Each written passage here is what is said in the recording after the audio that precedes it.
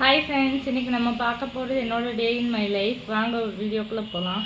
புதுசாக யாராவது வீடியோ பார்க்குறீங்கன்னா லைக் பண்ணுங்கள், சப்ஸ்கிரைப் பண்ணுங்கள், கமெண்ட் பண்ணுங்கள். Thank you friends. வாங்க வீடியோக்குள்ளே போகலாம்.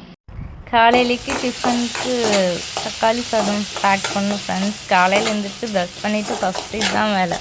சமைச்சு முடிச்சுட்டு அவங்களுக்கு காலையிலையும் சாப்பாடு கொடுத்துட்டு மத்தியானம் டிஃபன் பேக் பண்ணி அவங்கள ஸ்கூலுக்கு அனுப்பணும்.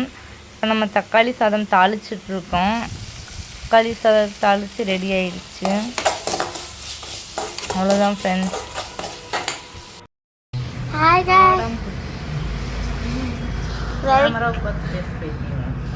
Guys, welcome back to channel.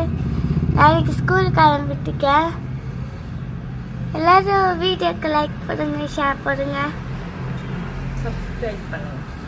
S.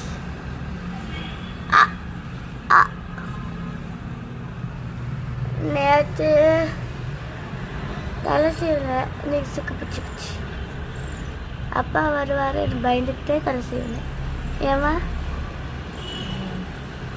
அண்ணா கடைசியில் அப்பா வரல. தக்காளி சாதம், புளிக்குழம்பு.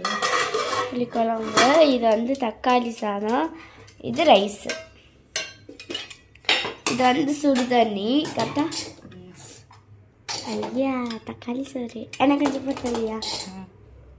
Then next water bottle. தண்ணி பிடிச்சாச்சு. பிடிக்கல, நெக்ஸ்ட் தண்ணி பிடிக்கல இன்னும் காய்ஸ்.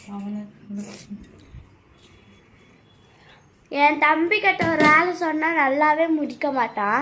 எந்திரின்னு சொல்லிட்டோம், அப்போ கூட எந்திரிக்கலை. ஏம்மா? ஸோ லன்ச் பேக் பண்ணிட்டாங்க, ஜாலியாக சாப்பிட்லாம். அது ஏன் இங்கே தனியாக ரைஸ் இருக்குது, இங்கே தக்காளி ரைஸ் தனியாக இருக்குது? இன்னைக்கு ஃபேவரட் ஃபுட்டு காம்படிஷன் சொன்னீங்களா?